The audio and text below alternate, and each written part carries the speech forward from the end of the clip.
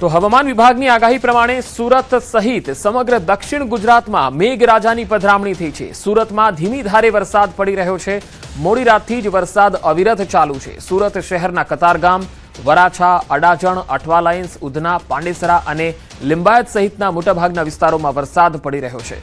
વહેલી સવારથી જ ચાલુ વરસાદને પગલે ગરમીથી લોકોને રાહત મળી છે। વાતાવરણમાં ઠંડક ફેલાઈ છે। હવે વરસાદ જે છે એ અવિરત આ જ પ્રકારે ચાલુ રહે તો જે મુખ્ય રસ્તાઓ છે એમાં પાણી ફરી વળવાની શક્યતા છે।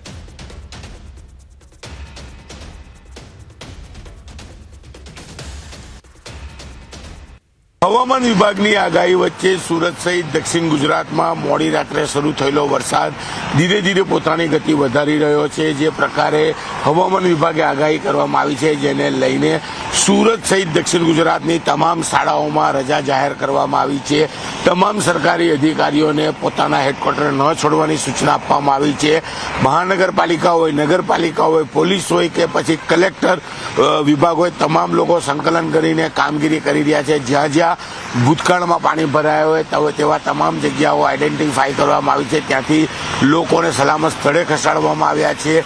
જ્યાં પાણી ભરાય તેવી શક્યતાઓ દેખાય ત્યાં આગળ મહાનગરપાલિકાની ટીમો તૈનાત કરવામાં આવી છે, જેને લઈને તાત્કાલિક કહી શકાય કે પાણીનો નિકાલ થઈ શકે। અને ખાસ કરીને જ્યારે 5 કરતાં વધુ સિસ્ટમ સક્રિય થઈ છે, ભારે પવન વચ્ચે વરસાદ ધીરે ધીરે પોતાની ગતિ વધારશે, તેને લઈને તંત્ર દ્વારા જે શહેરમાં લાગેલા હોડીગો છે તેને ઉતારવાની કામગીરી પણ કરવામાં આવી છે। એટલે કે ભૂતકાળના શીખ લઈ ભારે વરસાદ થાય તો ઓછામાં ઓછી ખાના ખરાબી થાય, લોકોને સૌથી ઓછી મુશ્કેલ પડે તે પ્રકારની કામગીરી કરવામાં આવી રહી છે। ત્યારે બીજી બાજુ મોડી રાત્રે શરૂ થયેલા વરસાદનો આ બીજો રાઉન્ડ છે અને કાળા ડિબાંગ વાદળો વચ્ચે સુરત સહિત દક્ષિણ ગુજરાત હિલ સ્ટેશનમાં પરિવર્તિત થયું છે। જો કે વરસાદે ધીરી ગતિએ શરૂઆત કરી છે પણ પોતાની ગતિ ધીરે ધીરે વધારી રહ્યું છે, જેને લઈને ચોક્કસ લોકોના જીવ તાળવે ચોંટ્યા છે। બીજી બાજુ ધરતીપુત્રોમાં આનંદ છે, કારણ કે દક્ષિણ ગુજરાતના બાગાયતી અને ડાંગર પાકમાં વરસાદના પાણીની જરૂર છે અને